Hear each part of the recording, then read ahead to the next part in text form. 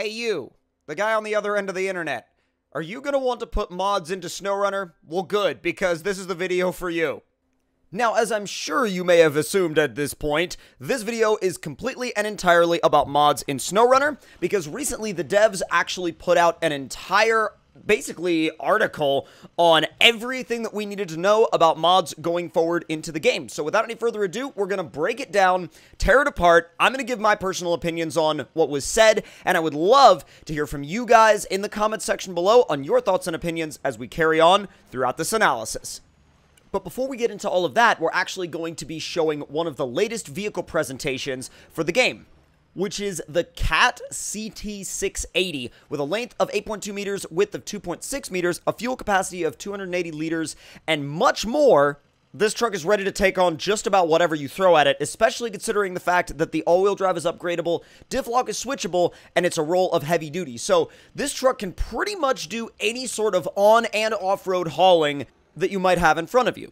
Now, onto the wonderful world of SnowRunner and modding. Now, mods, as you guys I'm sure are aware, mods have already made their way into SnowRunner due to modders developing mods early for the game. Now, we've seen this based on the mod.io page for SnowRunner, which shows already a pretty decent variety of mods. I believe there's about 5 or 6 up there right now, but I'm going to go ahead and explain to you guys everything that they said about the mods or the modding abilities of the game right off the bat. Now, they said that the launch obviously is just around the corner, and they're excited to unveil new info regarding the game's mod support from launch and beyond on PC, with console mod support planned at a later date. Now, I want to go ahead and drive that point home right now, is that as of right now, we do not have a definitive date for console mod support, because I know that people are going to ask about it in the comments, and I just want to go ahead and clear that up right now.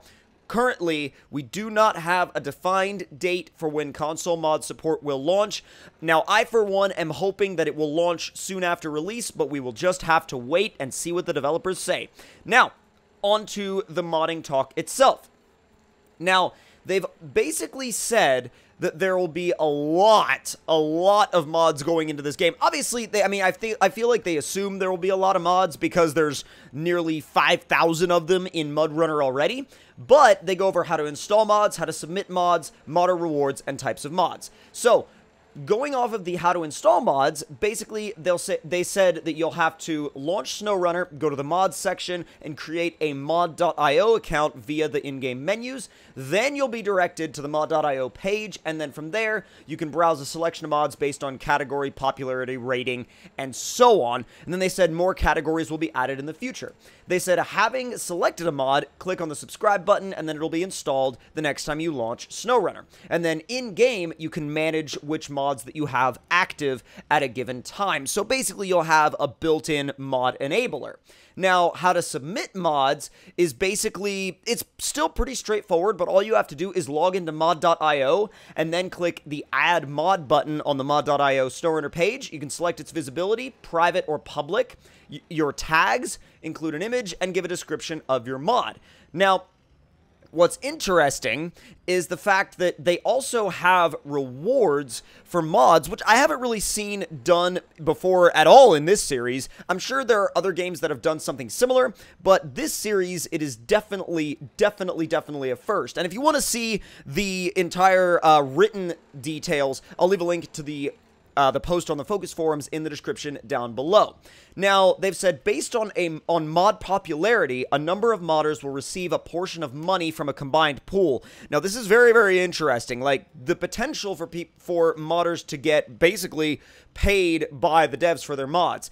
And they said to start with, this pool will start, the overall pool will be $3,252 per month to be split between the most popular mods for that given month. Now, they've said modders will be selected based on various criteria that take into account the popularity of established and new modders separately. This is to encourage a good balance between improving existing mods and adding new mods.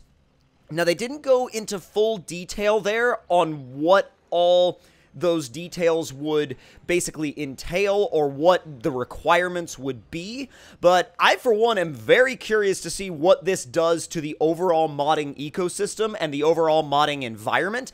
I have no idea where this is going to go, but I would love to know your thoughts and opinions in the comment section down below, especially if you make mods and you are either a, a casual modder that's just getting into it, or a long-term modder that's been doing this for a very, very, very long time. Regardless, post your thoughts and opinions about this in the comment section down below, because I would absolutely love to know your thoughts on where the developers are going with this.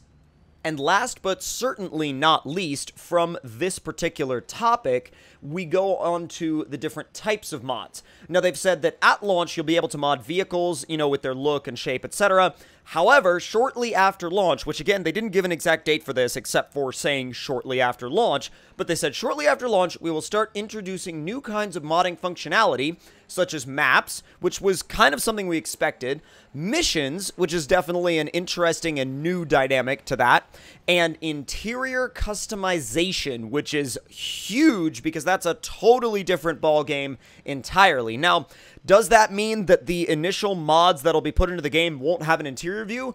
I'm guessing that's what that means, but I'm not totally entirely sure. That is something that, again, that we'll have to see once the game releases and once we start playing around with our first initial batch of mods. But with all of that being said, there's a lot to take in here across the entire, spectrum of this release. Because, thinking back to this, also, before we go any further, I would just like to go ahead and say that my MudRunner game actually legit just froze. Straight up, it was not a recording problem. I checked the recording afterwards. This is literally a smooth recording of the game being frozen. And it just sits there. It just sits there, doesn't do anything. And then after a minute, it's just like, oh, okay, we can move now. No worries. But I guess the life of MudRunner with a bunch of mods installed sometimes. But thinking back to everything we just talked about, I think there's a lot of important points to cover. One of those important points is the fact that they have not yet given an actual date for console mod support. Now, I feel like the optimistic people are going to be like, well, that's just because they're kind of keeping it in their back pocket as a surprise. And then the pessimistic people are going to be like, well, that's because console mod support is way off in the future. We won't see it for another year, whatever, blah, blah, blah, blah, blah. But you know what? I feel like that would be really far-fetched to say, because if we weren't going to see it soon after launch, they wouldn't be talking about it as much as they are, because even though they haven't really given many details about console mod support, they're still bringing it up every time they do a news release about mods, and every time they talk about mods publicly, they at the very least bring up console mod support. So that must mean that they're either testing it, or that it's in the works, or that it's at least in talks. So I'm going to keep my eyes peeled for any sort of date, or any sort of, at least hint at a date at which that will become available. Now, something else that I wanted to go ahead and touch on real quick is the fact that this whole modder payout pool thing, I have no idea how they're going to make that happen. I have no idea how that's actually going to work. And I mean, so think about it, right? The modders, the modders of a various criteria are getting a split of this, a split of this money. And it's like, okay, so they've said that it's not based on just popularity. By the way, the game crashed right there, so I had to completely restart everything. But with that being said, going back to what I was talking about earlier, they've said that it'll be split completely throughout, throughout the top modders with a various, criteria. So is that just based on, I mean, they've said it's based on a variety of features, right? But if it's based on a variety of things, then how do you exactly determine, which modder is going to get what, Now, I get it. Is it going to be well, if one modder gets, I don't know, let's use round numbers just to be simple. Let's say if one modder gets 10,000 downloads and another modder gets 2,000 downloads. Does the guy that got 10,000 downloads automatically get more from that pool than the guy that got 2,000 downloads? Or are there, are the other factors going to sort of equal that out? I don't know. There's always, in a system like that, there's always going to be one metric that's going to be more important to said payout than any other metric. Now, all of the metrics, I'm sure, are going to add together and kind of culminate together to create, you know, the final outcome, but there's still going to be one metric that's going to be more important than the others, whether that's mod downloads or mod, like, playtime in-game. I'm not quite sure, and we'll definitely have to wait and see, but I don't know really how that's going to work. And also, you got to think about the fact that once console mods go into effect, that's going to provide, like, an insane amount of extra downloads for these mods. I mean, a mod that would get, like, you know, let's use simple numbers again, 10,000 downloads on PC, you open that up to, like, Xbox and PlayStation users plus PC, if you culminate all of that together, that's gonna be, like, 30, 40, 50, 60,000 downloads, if not more, depending on how many people play this game and buy this game.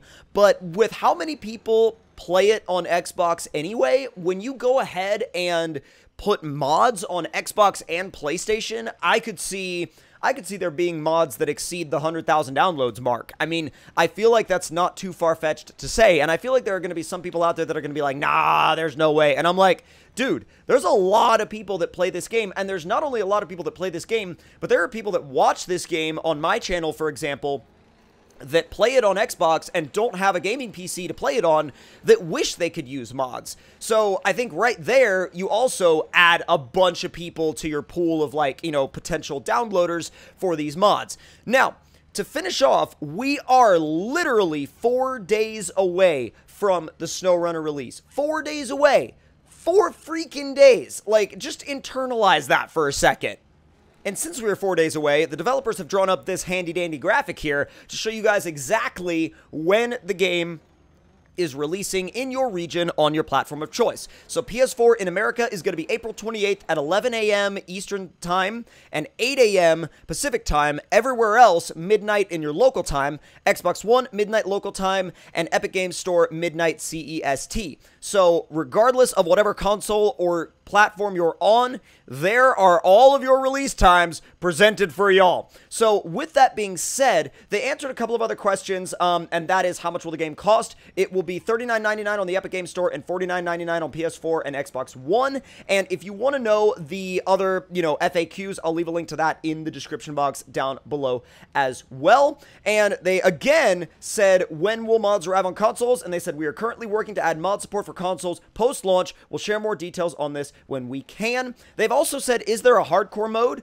Not at launch, but we plan to introduce this in a future update. But they also said that the base game can be pretty hardcore to begin with anyway. So if you would like to see the rest of those FAQs, I'll leave a link to that in the description box down below. And if you're enjoying all of these SnowRunner updates and news, then make sure you hit that subscribe button and click the notification bell to stay as up to date as humanly possible. And also, make sure you tune into our new videos and streams. We stream every Monday, Wednesday, and Friday, and we have at least 1 or sometimes 2 videos every single day. So with all that being said, I will talk to you guys later. Thank you for watching. See you guys next time.